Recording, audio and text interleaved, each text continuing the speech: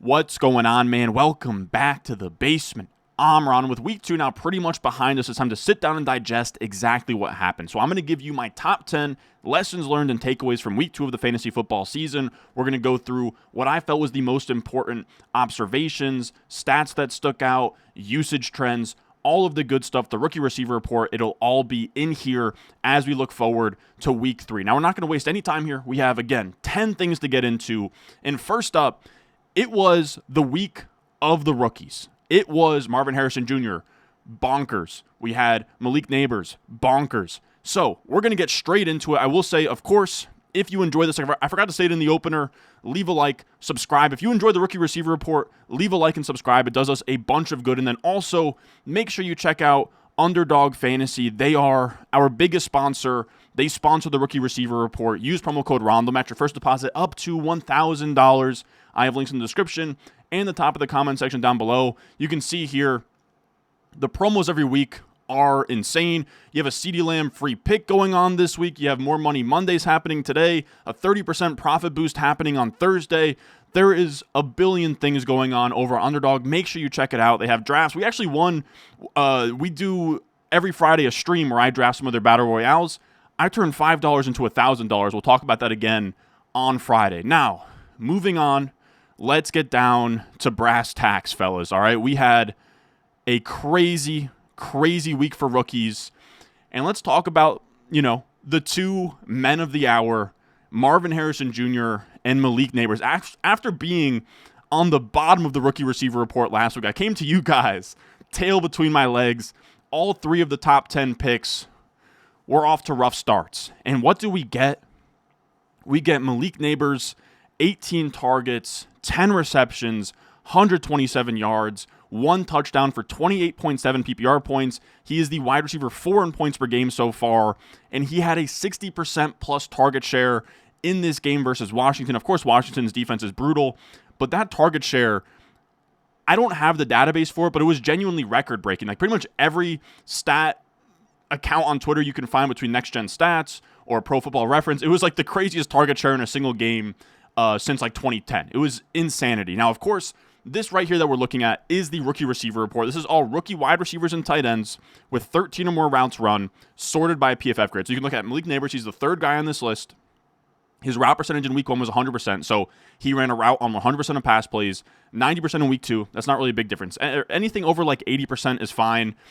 The stuff you really want to look for, though, targets per out run. Are they commanding volume on a per route basis? He hits 31.2%, leads the entire class. Anything over 20% is good. 2.51 yards per out run, 3rd in the class. Anything over 2 is good. 11.7% first downs per out run. Anything over 10% is good. So he's amazing there. And the reason we like yards per out run is it's efficiency on a per out basis. First downs per out run is efficiency on a per out basis, but instead of big chunk plays, it's also being an engine of the offense and moving the chains. Malik Neighbors does that. And then PFF grade is also a pretty huge indicator. Anybody who has like an 80 plus usually goes on to do really good things. Like Puka had that in his rookie year. Rashee Rice. You go back before that, you're looking at like Ayuk. You're looking at Mike Evans, Odell Beckham, Justin Jefferson, Jamar Chase. All the great ones had 80 plus PFF receiving grade in their first year. And if you want to get deeper than that, I think Antonio Brown even did as well, who was like a 5th round rookie who came out of nowhere. Then you, of course, have Marvin Harrison Jr.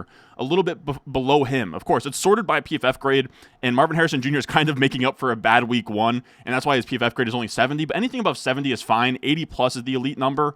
Marvin Harrison Jr., also a monster day after everyone was kind of a little bit spooked on the usage. High ADOT, almost like a sacrificial X, Gabe Davis, Alec Pierce type role in week 1. They get him involved right out the gate. Crazy touchdown catch on the first drive. 8 targets, 4 catches, 130 yards, 2 touchdowns, 29 PPR points. Just crazy. He's over 2 yards per out run. Of course, again, only 2 games of data, and I'll kind of say that for this whole list.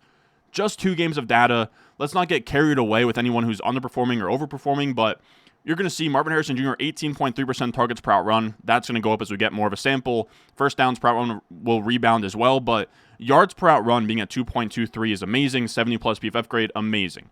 You can pencil these 2 in. There is no, Kevin White, Sammy Watkins bust watch going on. These are really, really, really good receiver prospects. They were top 10 picks. Amazing. Now, let's also talk about the other top 10 pick, Rome Odunze, who we actually have to shrink our screen for. Not so good. Not so good, right? He comes out here, primetime game, 96% of the routes, targets per route run, yards per route run, everything is tanked. Now, I'm going to be honest with you guys. I'm not going to blame much of this on Rome Odunze. He gutted out a knee injury to play this week. Keenan Allen couldn't go. Rome Odunze, I thought was going to be out a few weeks. He comes out here, he suits up. He clearly didn't look himself. You also have Caleb Williams. He's not been great. The offense has been bad. I think that you can kind of just throw away Rome Odunze's stuff for now and just kind of put him to the side until the Bears figure things out and until Rome Odunze gets healthy. So I wouldn't panic on Rome Odunze, but I was drafting a lot of him. Kind of sucks, but again, when we draft these rookie receivers, it's really for late season upside. You know, outside of Malik Neighbors or Marvin Harrison Jr., who you spent second or third round picks on, Rome Odunze in the 7th round, he can kind of, stay stashed on your bench, and maybe by the time they figure things out down the second half of the season, things will look better. Now, let's just kind of go straight down the list. Brock Bowers at the top. And I kind of want to get back to glazing this rookie class again. Brock Bowers is beyond anything I could have ever imagined for a rookie tight end. We never see rookie tight ends. Like, if you go back to, like, TJ Hawkinson, I'm trying to think of, like, the best, even Kyle Pitts, the best rookie tight end prospects of my lifetime, where they get drafted super highly. I mean, I've never seen anything like this. I want to say he set records for the most receptions through the first 2 games for a rookie tight end, maybe even yards as well. I mean, and he did it on 65% of the routes this week, which is just, that's like the only negative this week for Brock Bowers, that he didn't play enough. And even still, he got home. He's the tight end 2 on the season so far. And he's only the tight end 2 because Isaiah Likely had a monster week 1.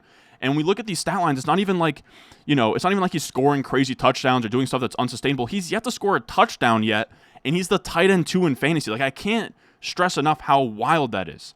He's coming off a game versus the Ravens, 9 catches, 98 yards. Before that, last week was 6 catches for 58 yards. And that's almost shortchanging him because you're not even factoring in, he is a rushing threat, right? In the preseason, we saw him used as a, fullback. Like, we haven't even gotten to the manufactured rushing game, or even like a goal line carry wouldn't be out of the realm of possibilities. Again, we haven't even scored a touchdown yet. And we're the tight end 2 in fantasy. We're, commanding volume, 9 targets in this game, 8 targets in the one before that. And when you look at per route, again, this is a tight end. Tight ends, I would almost grade on a curve here, right? Where in terms of like targets per route run, yards per route run, you can kind of grade them. If they can keep up of like 80% of what Neighbors and Marvin Harrison Jr. is doing, that would be a great season for Brock Bowers. But instead, his 27.1% targets per route run, 3rd in this class, including the receivers, 2.64 yards per route run, 2nd in the class, 13.6% first downs per route run. So he's moving the chains at a massive rate.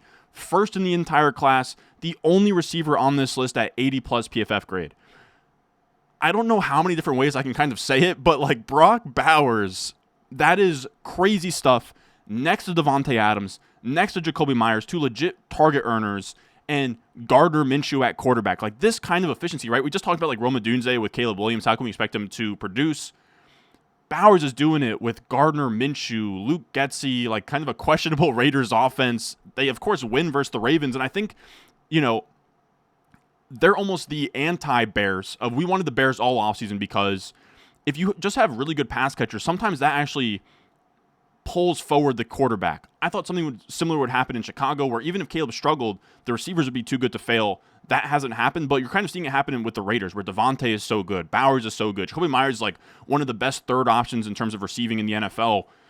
I mean, the offense is fun, and Brock Bowers to me is like I think after Trey McBride, in terms of rest of season rankings for tight ends, he deserves to be in the top 3 conversation.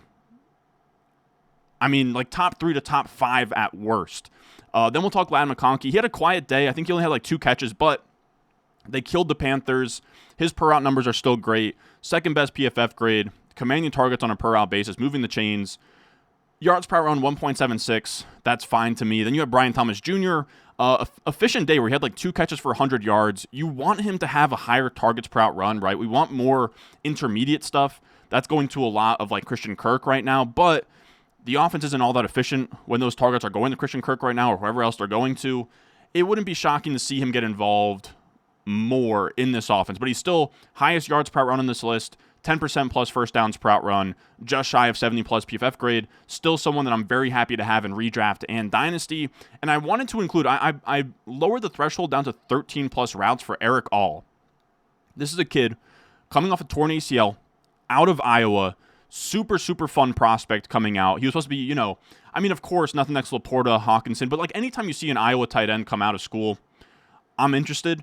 And he goes from 9% of the routes in week 1 to 37% of the routes. We want like 70% plus for tight ends to be usable in fantasy, so still not there yet, but 22% targets per out run. That's good. 1.78 yards per out run. Again, if we didn't have Brock Bowers at the top, 1.78 yards per out run for a rookie tight end is really, really good. First downs per out run could be better. We're using a small sample here, but the peripherals on Eric All are good enough. I don't know that I'd pick him up in a redraft league just yet, but he's someone to keep an eye on. You guys know I have those FFPC like tight end premium high stakes leagues. I will 100% be sneaking Eric All onto those rosters because as we're having T. Higgins issues with injuries and Jamar Chase is like kind of disgruntled, but he's playing. There is room for a third pass catcher here. I know that Yoshivas looked good in this game, but Eric All could 100% emerge. Of course, there's some roadblocks here, but someone to definitely keep your eye on, especially in Dynasty, as like a real guy as we kind of get further into the year. Then we can talk about Keon Coleman and Xavier Worthy, both guys who had down weeks in explosive offenses. I would say I'm more worried about Keon Coleman. He had 0 yards in this game. His targets per out run fell. Everything pretty much fell across the board. Nothing looks great. And this Buffalo offense might just be too spread out on offense, right? Where you have like Shakir, you have Curtis Samuel, you have Matt Collins scoring like a touchdown. You have, of course, Keon Coleman, you have Dalton Kincaid, you have Dawson Knox, James Cook out of the backfield. It's so thin. And then once they get into the red zone, they're just rushing it in with Josh Allen or James Cook. So I don't know. We'll see. I'm bullish on Keon Coleman long term, but we'll see. In terms of like a near term asset you can throw in your flex spot, not so great. Then we have Xavier Worthy.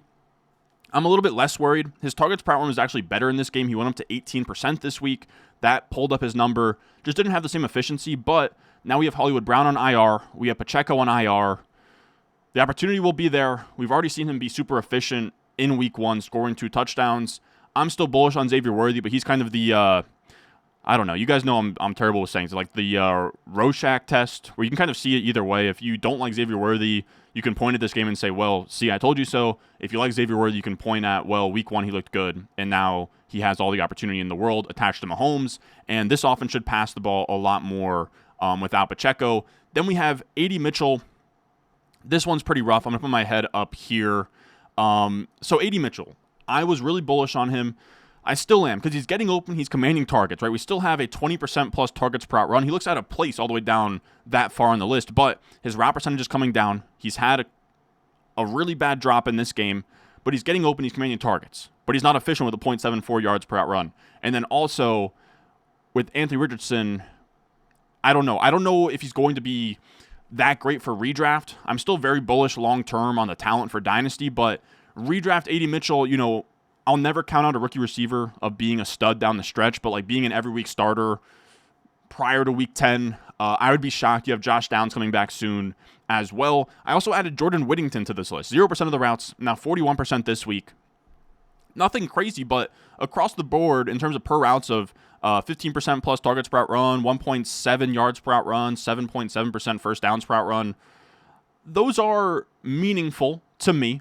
He also can mix in the rushing game. You now have Puka and Kupp hurt in an offense that should pass the ball a lot and be formidable. I think Whittington's interesting.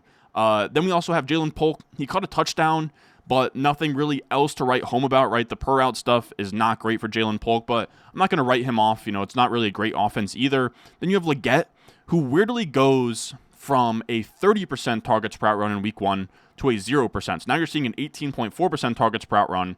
The efficiency is not there. The first downs per out run is not there, but this is an offense not gaining a lot of yards or converting a lot of first downs regardless. Now he gets Andy Dalton, so that's interesting for Xavier Leggett. Then I just have the rest. We have Devon Bailey was hurt, the Broncos receiver. You also had Jalen McMillan. He's a starter, but that's about it at this point. Luke McCaffrey just ran cardio this week.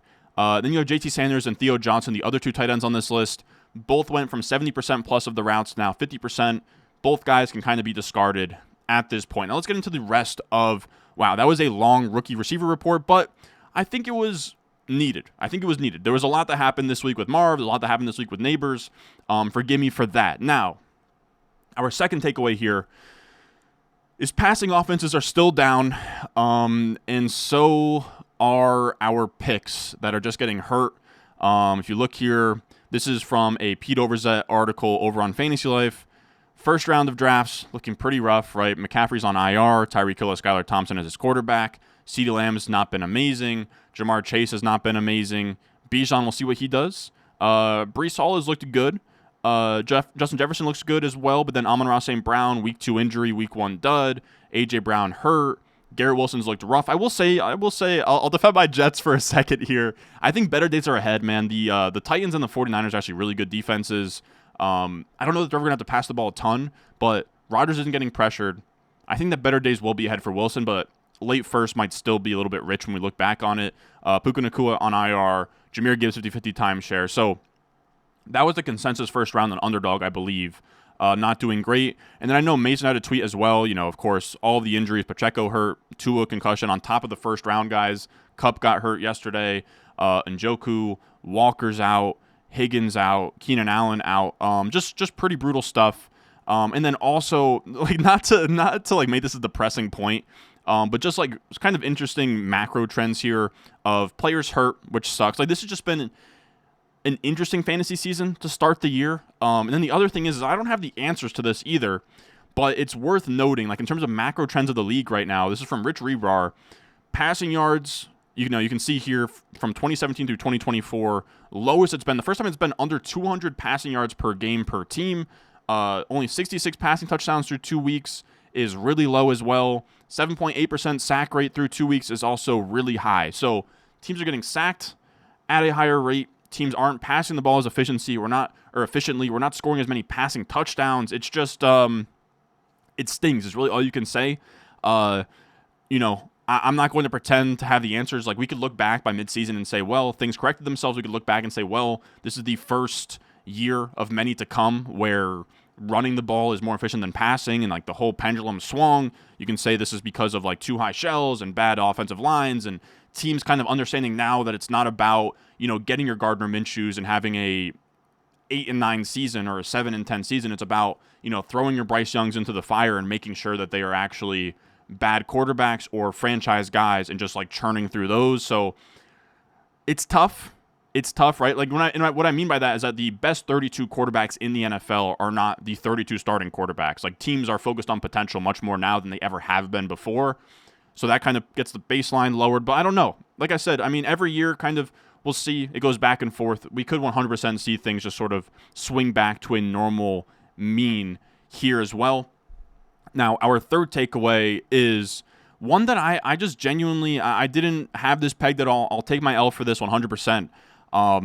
We talked about it last week, but man, Klint Kubiak, what else is there to say? He has just been absolutely amazing, and it's not even just that they're scoring, right? This is the most efficient offense in the NFL by EPA per play, the highest scoring offense, has the most play action in the NFL. But what I found to be one of the more interesting things, and I don't even think it's because of the personnel, because when we look at establish the runs, preseason offensive line rankings, this is one of the other reasons I didn't like the Saints very much, is because of this offensive line. Ryan Ramczyk retires. This is kind of the write-up from Establish the Run, but Ryan Ramczyk retires. Trevor Penning has been brutal, and then I think they changed him to a right tackle. Fuanga from Oregon State, the rookie, had played right tackle at Oregon State, now playing left tackle out of position. Just the whole thing was a mess, and Fuanga has been a monster. Penning has been fine, and there's been enough play action and motion and misdirection that this offense isn't relied on super heavily, and in turn, we've had top 10 rates in pass pressure allowed, in yards before contact per attempt by this offensive line. So we are using a ton of, you can see here motion. We're getting a ton of efficiency out of that. We're using play action at a league high rate. It's just insane what Kubiak is doing here. I think that he's genuinely working himself into a head coaching job here. I don't know how long this is going to stick. I don't really have any reason to think it's not going to. And then also something that we'd love to see, only 15 targets went around, right? But that was consolidated between 5 players, 13 of 15 targets going to Rashid Shaheed, Chris Olave, Alvin Kamara. That's all we could hope for. Like, that's truly all we could hope for, is that the targets are consolidated among the best players. Now, people are probably a little bit spooked about Olave, right? 4 for 81 is much better, but it's not this explosion game and another game of 40-plus points for the Saints. But what I'll say here is 6 targets of 15 targets is what? Over a 33% target share. I'm still very much buying on Olave. And then we also, of course, have Kamara, where Kamara might kill me this year. We shall truly see. If we were having a legendary running back watch, he would be on that list. 5 touchdowns through 2 weeks. Of course, he has the receiving upside. He always will as Alvin Kamara. He looks fine. He has juice. I'm not in the business of making the show me defending my bags. I will rightfully say I wasn't drafting much of Kamara. He looks like a monster through 2 weeks. We'll see if he ends up being a legendary running back, or he has, a 20-plus point per game season, through 17 games and is the RB1 overall in fantasy. At this point, I don't really have much data to say he won't. All I will say, Jacob Gibbs has a cool thing here of just like the most PPR points since 2010 through a running back's first 2 games. And if we look here, I think it's literally just Kamara on this list that has had the most PPR points through 2 weeks, and then also had a legendary running back season where he's the RB1 overall. And that came in 2020. 2018 was another good one as well. But the rest of them, it's not the biggest thing, right? Like, McCaffrey in all of his years has never been at the top of this list, but it just goes to show how on fire Kamara is right now, and I don't really see any signs of that stopping. They did that versus I just talked about the offensive line. That offensive line holding up like that against Micah Parsons and this Dallas defense, only allowing 1 sack. Crazy stuff. But one that I will take a victory lap for is Ryan Grubb has arrived. We were all over this passing offense all offseason. Week 1 comes, JSN drops a goose egg. The offense doesn't look as amazing as advertised, but we are here. This offense was humming. We had 300-plus passing yards for Geno Smith here, 33 of 44. And as this tweet says, every part of the field unlocked, right? Behind the line of scrimmage, deep shots. You have intermediate, everything you could possibly imagine, middle of the field, outside. It's just like everything you could possibly ask for.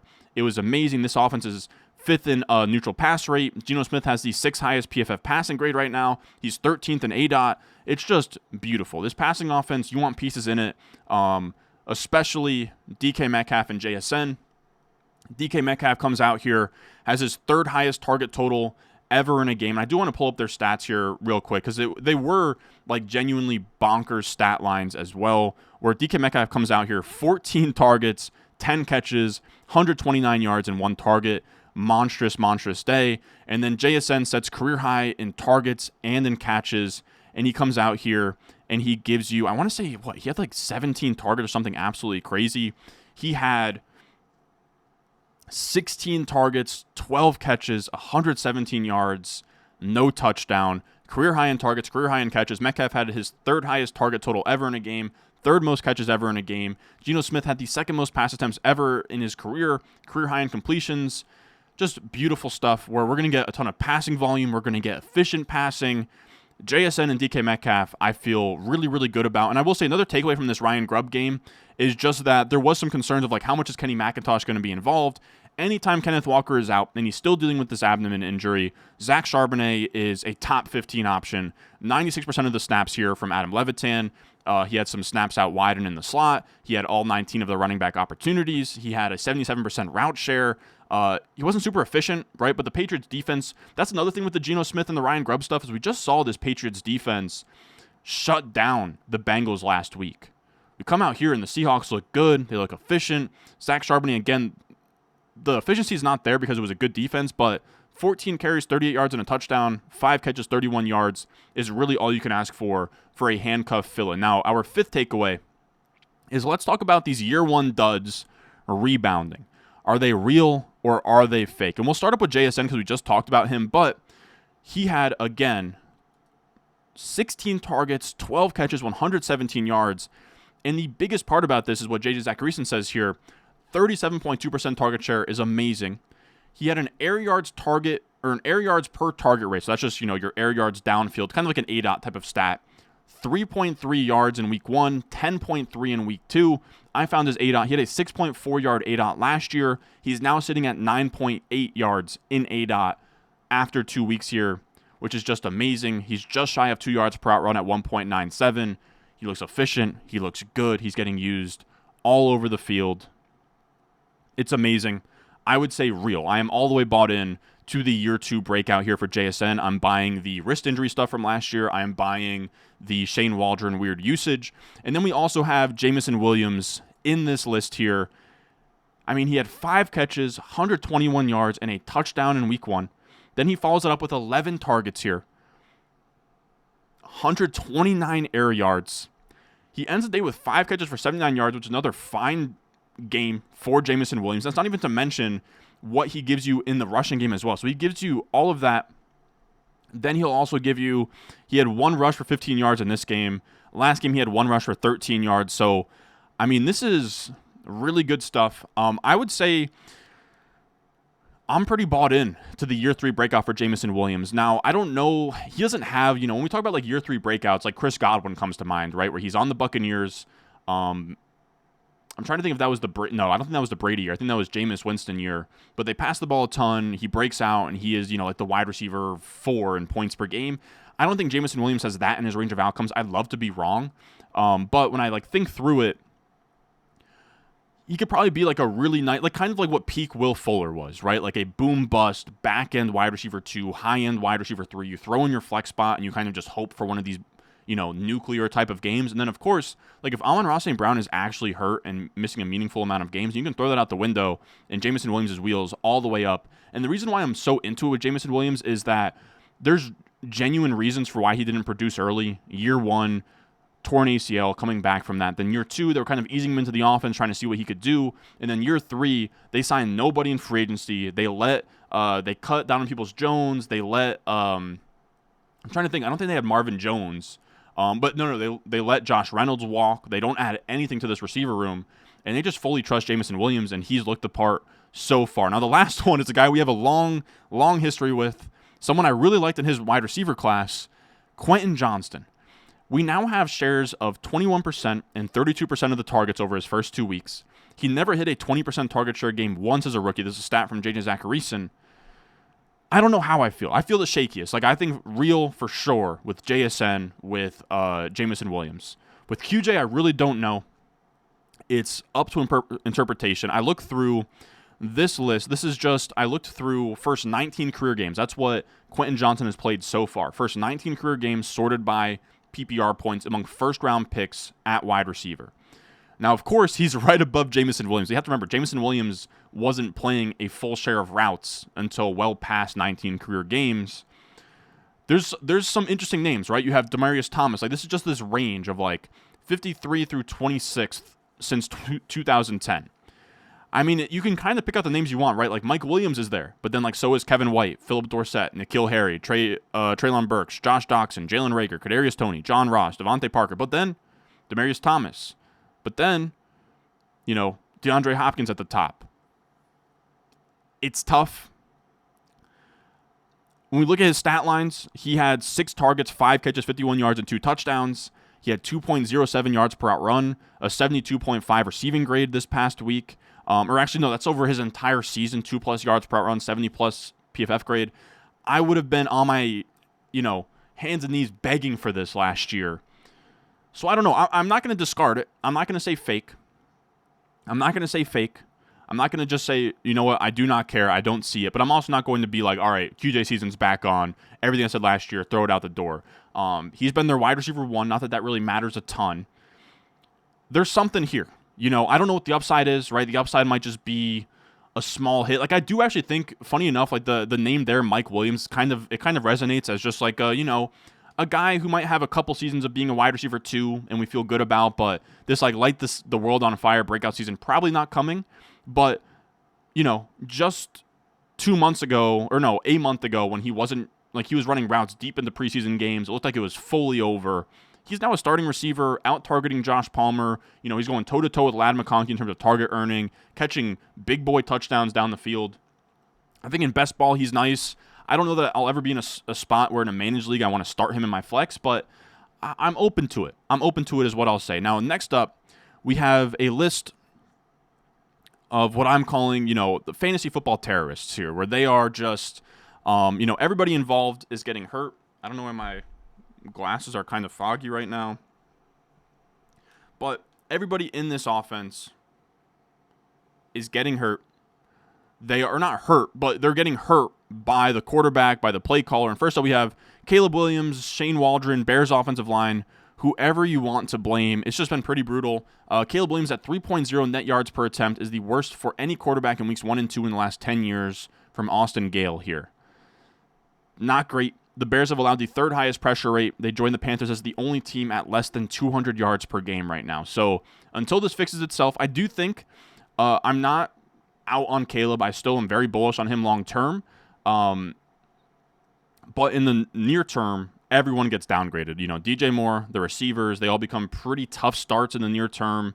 The running backs on this team, Caleb Williams himself, until things straighten out, which, they play versus the Titans last week. They played versus the Texans, of course, last night, which two really good defenses in my eyes, right? The Titans have T'Vondre Sweat and Jeffrey Simmons up front, who are just monsters. Of course, L'Jarius Sneed on the back end. You have the Texans, D'Amico Ryans, Derek Stingley, really, really good unit. This week they play the Colts, right? The Colts just let the Packers run all over them. If there was a get-right spot, it would be this week. I'm not going to hold my breath, but it's not all that bad. Then we have Sean Payton here. Really, really brutal stuff. Bo Nix hasn't looked great. I mean, I'm not going to write off Bo Nix yet, but I'm much higher long-term on Caleb than I am Bo Nix. Bo Nix, if he's not a guy, at this point, it wouldn't shock me at all. And then you have Javante's role got better. He went from 10 opportunities to 16. He went from 52% of the snaps to 63%, but just a brutal environment. I said here, 57.9% of his runs through 2 games have had a stacked box. That is 18.3% more than the next highest guy in Jordan Mason. That is brutal stuff. Teams are just stacking the box on Bo Nix. They can't do anything about it. And then also, what we're seeing with guys like Shane Waldron and Sean Payton is that on top of bad efficiency, I just don't like the way that they are distributing their touches, right? So 25 to Javonte, fine, 18 to Jaleel McLaughlin, but then we're 9 for Josh Reynolds, 8 for Devon Vele, just 5 for Greg Dulcich, just 5 for Cortland Sutton, 4 for Lil Jordan Humphrey, 2 for Tyler Beatty. It's just I have no words for it. Why we aren't really funneling the pass offense through Greg Dulcich and Cortland Sutton, I do not know. I do know that Greg Dulcich had a 30% target share in this game. It didn't matter. He only had he had less than 20 yards. But the fact that he's getting volume is something to keep an eye on. But this is a brutal touch distribution. They're bottom 5 in EPA per pass. Sean Payton has looked like he lost a step, to put it lightly. Then we have Bryce Young. Everyone in this offense is pretty brutal. But as I was about to record this video, Bryce Young gets benched. So everyone gets a slight upgrade, right? Now, Deontay Johnson becomes interesting. But then after Deontay Johnson, no one else becomes all that interesting. I guess Chuba Hubbard becomes a little bit more interesting, but not great. This offense had 18 for 26 passing, or Bryce Young did 84 yards on 26 attempts. Feel bad for the kid. Maybe a little bit premature, but Andy Dalton might just feed families, or Deontay Johnson families. And then the last one we have is Anthony Richardson, and the Anthony Richardson one is very funny because it's kind of a IQ test of, look, it's not going to be pretty. He's going to throw bad picks, but that doesn't matter for him in fantasy. Of course, he had a down fantasy week this week, but I mean, we have data now across 5 games of his fantasy points per dropback is amazing. He's going to be a fine fantasy quarterback, but this is going to hurt his pass catchers, which is something I was screaming at the top of my lungs on Michael Pittman all offseason. And I think Frank puts it well here, where Pittman has a 46.7% catch rate through 2 games this season. Last year, he was at about 70%. So the accuracy, the low volume passing, the scrambles on dropbacks for Anthony Richardson just makes it pretty brutal for anyone in this passing game to be reliable until Richardson takes massive strides. Now, I'm still holding strong on JT. He's getting usage. He actually had a 10% plus target share in this game, so he's getting used in the passing game. I think better days are ahead for this Colts offense as a whole. Now, let's talk about the other side of this game, the Packers without Jordan Love. I think it's important to kind of talk about just what they looked like, what they did without Jordan Love, and what to expect moving forward while Jordan Love is hurt. It seems like he's going to be out for 3 to 5 weeks, somewhere around there. And here, when we talk about this offense, they just established the run. We're talking 50 carries between, we saw some carries for Jaden Reed, some for Bo Melton, some for Malik Willis. We had 32 for Josh Jacobs. So we know Josh Jacobs, very funny, 32 rush attempts, 0 targets, but they are just going to absolutely establish the run on teams. And I don't blame them. Like, LaFleur is that good of a play caller where he kind of has some Shanahan to him. I mean, of course he has some Shanahan to him in terms of like his late game, either going for 2 or kicking the field goal on 4th down or whatever. But he also has a really good run game. 32 carries for 151 yards for Josh Jacobs. That'll do. It's actually funny. He had no catches and no touchdowns. What's that? Just like a 15-point day for Josh Jacobs on 30-plus carries. That's crazy. And then the rest of this, I mean, what we sort of thought is everyone else gets a downgrade, right? Christian Watson gets nothing but cardio in this game. Romeo Doubs gets 3 catches for 62 yards, not terrible. Jaden Reed gets 2 carries for 37 rushing yards, just 2 catches for 9 yards. Pretty brutal stuff for a guy after Thursday night looked like a monster hit. Our guy Dontavion Wicks, 3 catches, 26 yards and a touchdown, but what did he run? 8 routes of 17 passing plays. That's not sustainable. Like, he's not someone you can start every week. Tucker Kraft still running more routes than Luke Musgrave. Like, all of these passing options you can throw out. I mean, maybe in a game where it's more competitive and Malik Willis has to throw the ball, maybe your guy like Romeo Doubs, who's running enough routes to be dependable in a given week. But I would probably just go elsewhere. They're going to run the ball a lot. If you have a Packers pass catcher you felt good about, you kind of just have to tread water until this is all over. Then our 8th takeaway this week is I just wanted to touch on some murky backfields real quick. First up, we have Jerome Ford, Pierre Strong, Deontay Foreman. So the Cleveland backfield, of course, this is a Fantasy Life tool. Shout out Fantasy Life. I was on their trivia team. They have a really cool tool called the Utilization Report. This is a paid feature. Make sure you go check them out. But we can see here, Jerome Ford, you look at the top here. He goes from 73% of the snaps to 42%. I cannot explain why this happened. There was nothing that happened in terms of game script that would make you think this. It was like right out the gate, Deontay Foreman went from 1% of the snaps to 38% of the snaps and was way more involved. I would say this is a pretty heavy downgrade on Jerome Ford. We'll see what this looks like moving forward. But now you have like a 3-way nasty split of 42% to Ford, 38% to Foreman, 15% to Pierre Strong. So I don't know what happens now, but Jerome Ford now a shaky RB3. Then we have, and I'll take my L on this one as well, fellas. A lot of people were in my comments when I said Najee Harris was a good start this week and potentially even a bye. Said, well, Jaylen Warren had a lot of usage in this one. Or no, he didn't have a lot of usage in week 1, probably because of the hamstring. I just thought, at that point, hamstring injury was behind him. He had full practices all of week 1. I thought this was just Arthur Smith favoring Najee Harris. It was not. They went to pretty much a 48% snap share for Najee Harris, a 45% snap share for Jaylen Warren. But that was still 19 opportunities for Najee Harris after 20-plus in week 1, 11 opportunities for Jaylen Warren. There will be a lot of touches to these running backs. I have to think in better game scripts where the offense on the other side isn't just absolutely brutal, we could see some more efficiency and, the Steelers getting pushed to have to move the ball to win the game, and some better days ahead for the Steelers running backs. And I do want to touch on, I didn't mention it with the Cleveland backfield, 9 opportunities for Ford, 15 opportunities for Deontay Foreman. So just really, really weird stuff. Then we have the Cowboys backfield here from Dave Richard. In terms of snaps with Dak Prescott, 46% for Dowdle, 41% for Zeke, 10% for Deuce Vaughn. With Zeke, he had the only snap inside of the 10-yard line.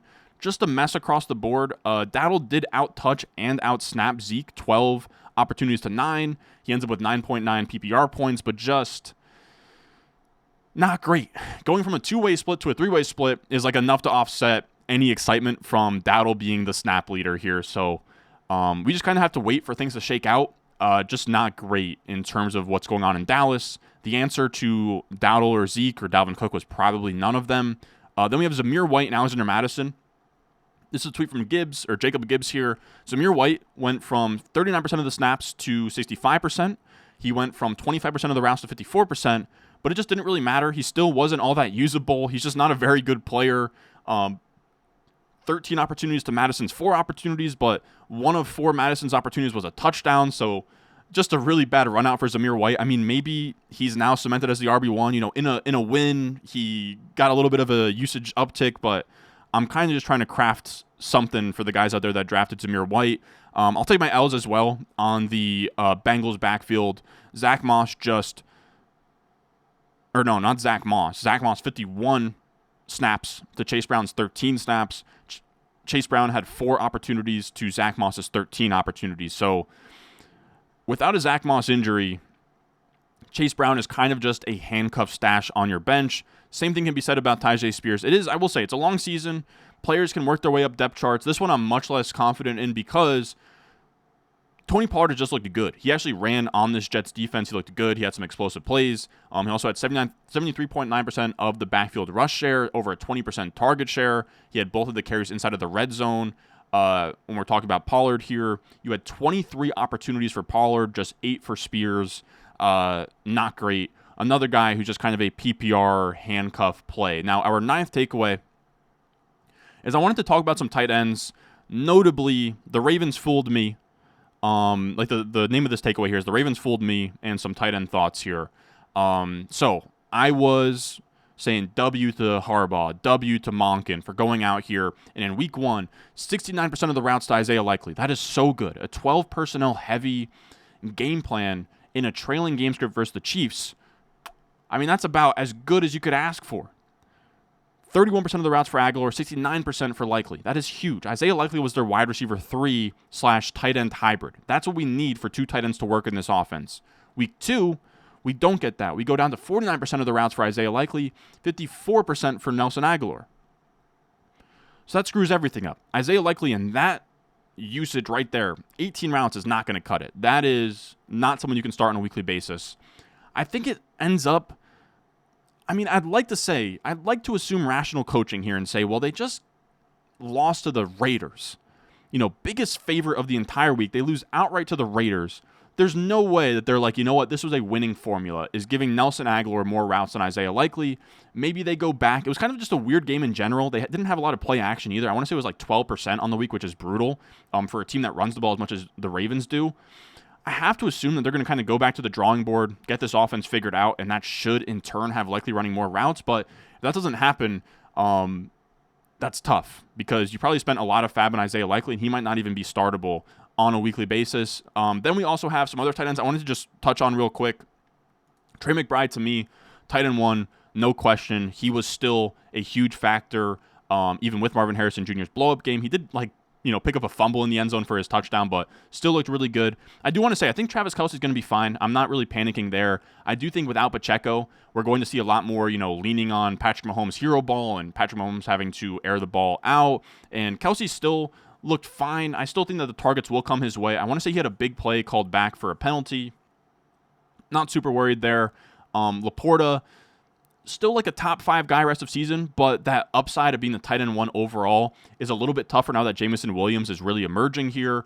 Dalton Kincaid, that's the one I'm worried about. Like I said with Keon Coleman, is this passing game is just so flat, so many guys to feed, and then also the touchdowns are just going to James Cook or Josh Allen, so that's a real tough one for Kincaid.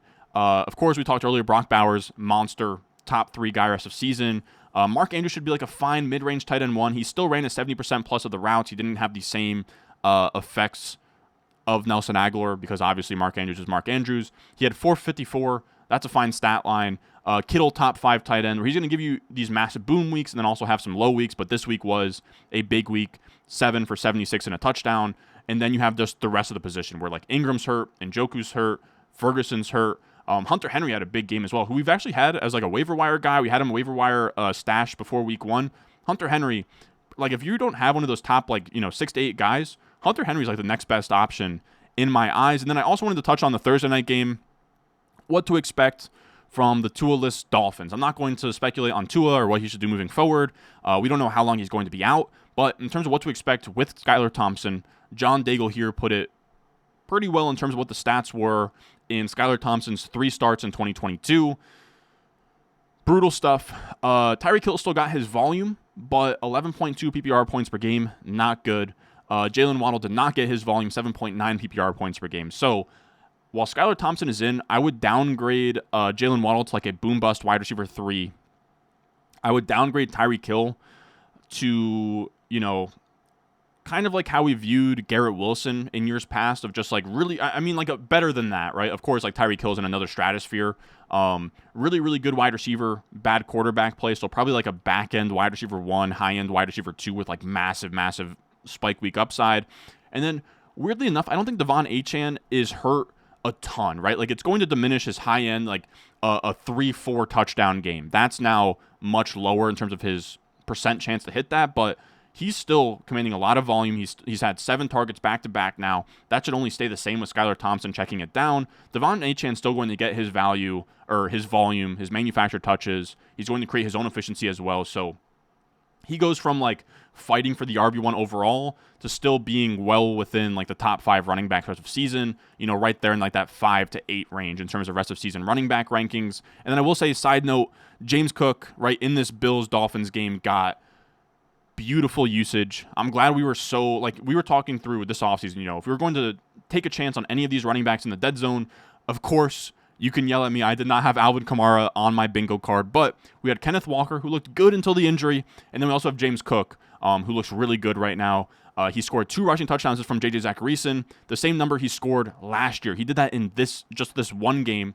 He's seen 100% of the Bills' goal line rushes so far this year and scored once on his 2 carries. Last year, he accounted for just 14% of Buffalo's goal line rushes. If we get the receiving work, the rushing work, and the goal line work like this for James Cook on this offense, we're talking about, the sky is truly the limit for what this could look like if it holds moving forward. Now, that is going to do it for us today. Clocking in I think this is about where we were at last week, about 45 minutes. Hope you guys enjoyed. This is, again, I truly have a ball putting this together. I will say it's 4:20 p.m. I want to get this out earlier, but it's tough. Like, I'm trying to get, because I really want to make sure that, like, yes, it's 10 takeaways, but like I gave you, like 7 backfields we talked through, a bunch of tight ends, 3 between like JSN, Quentin Johnson. So it's a lot more than just 10.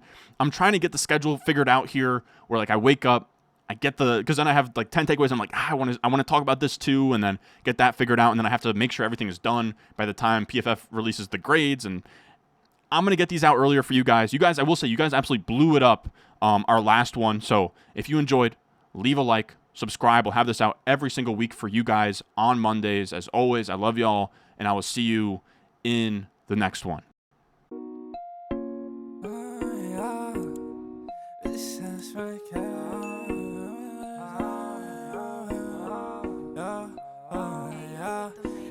Stones, like this froze, ice cold, oh.